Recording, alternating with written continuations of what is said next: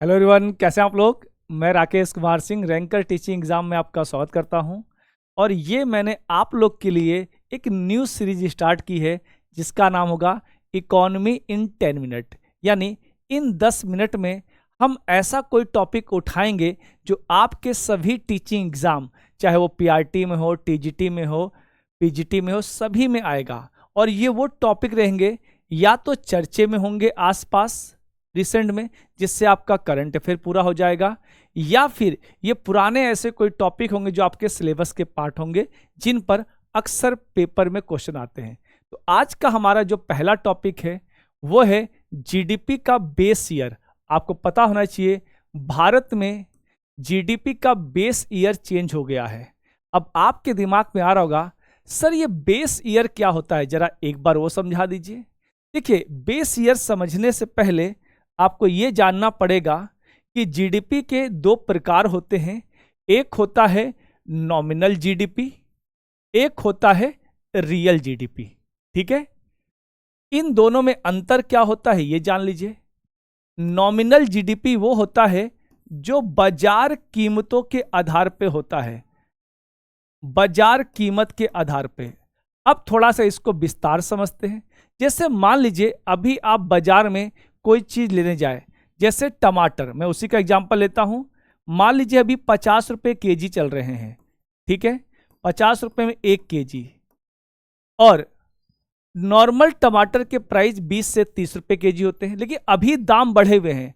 अगर अभी के दाम के आधार पे हम गणना करेंगे तो मान लीजिए 50 रुपए केजी है, भारत की अर्थव्यवस्था 100 केजी तैयार करती है, तो कितना हो जाएगा? ये हो जाएगा 5,000 रुपये। यानी हमारी जीडीपी कितनी हो जाएगी? 5,000 रुपये। ये हो जाएगी बाजार कीमतों के आधार पे। लेकिन मान लीजिए कुछ दिन बाद घटकर टमाटर के दाम 10 रुपये हो जाए और फिर हम गणना करें तो कितना हो जाएगा? 1,000 रुपये। क्या ये जीडीपी का सही तरीका है कि हम हमेशा दाम घटते रहे, बढ़ते रहे, उस आधार पे गणना करें? इसलिए जीडीपी की गणना दो प्रकार से होती है। जब हम बाजार कीमतों के आधार पे करते हैं तो उसमें महंगाई को एडजस्ट नहीं करते, यानी हम जो महंगाई चल रही है उस आधार पे गणना कर लेते हैं। जैसे अगर मान लीजिए हमने यहां भी 100 किलो माना, यहां भी मान लेते हैं नॉर्मल वर्षों में टमाटर 10 रुपए किलो है। यह है वर्ष 2024। अब 2026 में कुछ महंगाई बढ़ गई, 12 रुपए केजी हो गए, और तब भी हमने 100 किलो उत्पादित किया तो 1200 रुपये हो गए। तो इसमें ध्यान रखिए, इसमें हमारी जीडीपी का आकार नहीं बढ़ा है, यहां पर केवल महंगाई बढ़ी है। आप देख रहे हो 2 रुपये क्या बढ़े हैं? 2 रुपये महंगाई। क्योंकि जीडीपी का आकार बड़ा तब होता जब 100 किलो से हम 200 या 150 किलो कुछ ज्यादा उत्पादित करते। इसलिए जीडीपी में यह देखा जाता है कि महंगाई के आधार पर जीडीपी बढ़ी है या किसी देश ने वास्तविक अर्थों में विकास किया है। इसी चीज की गणना करने के लिए हम आधार वर्ष तय करते हैं। जैसे मान लीजिए 2011 का आधार वर्ष है, तो 2011 से 12 में कितना उत्पादन बढ़ा, कितनी महंगाई बढ़ी, उस आधार पर जब गणना करते हैं तब हम कहते हैं कि वास्तविक जीडीपी है। जैसे सोने के दाम नॉर्मल होने चाहिए 40-50 हजार रुपये तोले, लेकिन इस समय 1.25 लाख रुपए हैं। और इस आधार पे गणना करेंगे तो क्या होगा? जीडीपी बहुत बड़ी दिखाई पड़ेगी। अचानक दाम गिर गए तो धड़ाम से छोटी हो जाएगी। ये नहीं करना होता है। इसलिए हम देखते हैं महंगाई का प्रभाव जीडीपी पर क्या पड़ता है।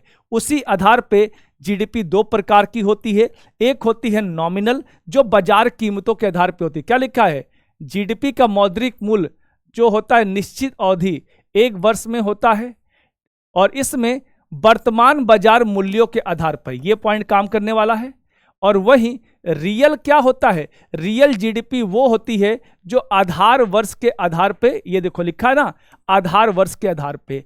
और यही आधार वर्ष भारत में चेंज हुआ है जिसकी हम लोग बात कर रहे हैं। आप देखेंगे वो जीडीपी का आधार वर्ष क्या था पहले, ये पता होना चाहिए। पहले था 2011-12, अब सरकार ने कर दिया है 2022-23। तो ये आपको जानकारी मिली 2022-23। अब ये लागू कब से होगा? ये होगा 2026 से, ये आपको पता होना चाहिए। अब आप समझ गए। अब आप कहोगे सर इसके लिए कोई कमेटी बनी थी क्या? बिल्कुल सही। उस कमेटी का जो चेयरमैन थे विश्वनाथ गोलधार थे। ये पूछ सकता है नई जीडीपी का जो आधार वर्ष था उसके अध्यक्ष कौन थे? ये थे आपके विश्वनाथ गोलधार। ये कौन सी मंत्रालय बनाती है?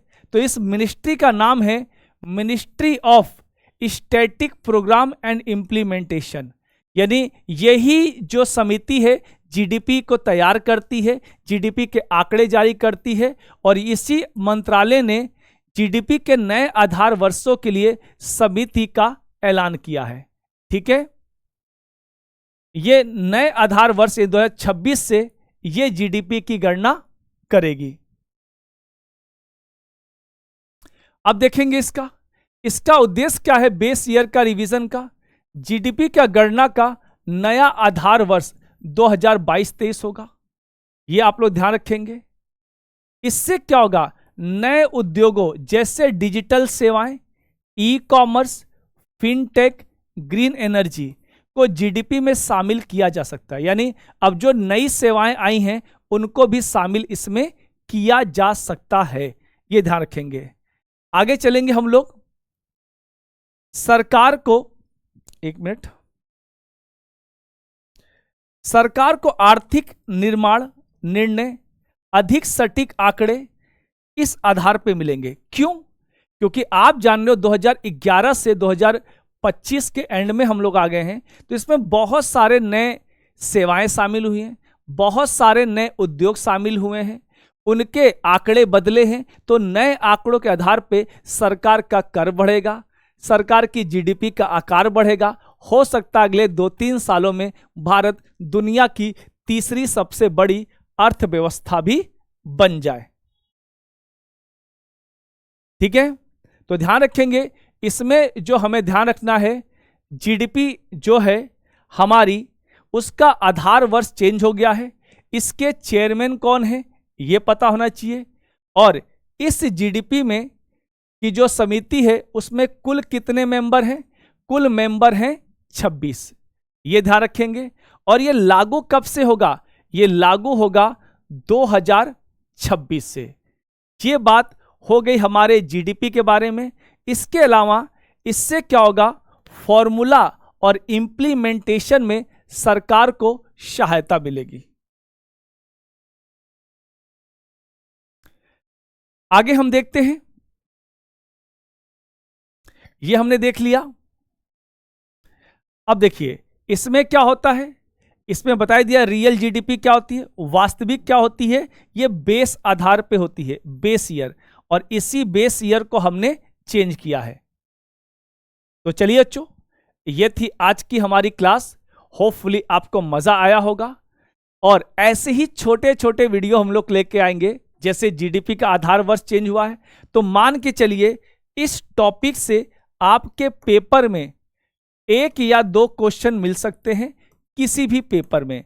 चाहे आप DSSB का पेपर दें, चाहे आप KVS का दें, चाहे आप NVS का दें, UP TGT का पेपर दें, इन सभी या अन्य कोई पेपर चाहे बिहार का हो, सभी में, क्योंकि एग्जामिनर स्टैटिक के साथ साथ करंट अफेयर की चीजें भी पूछता है।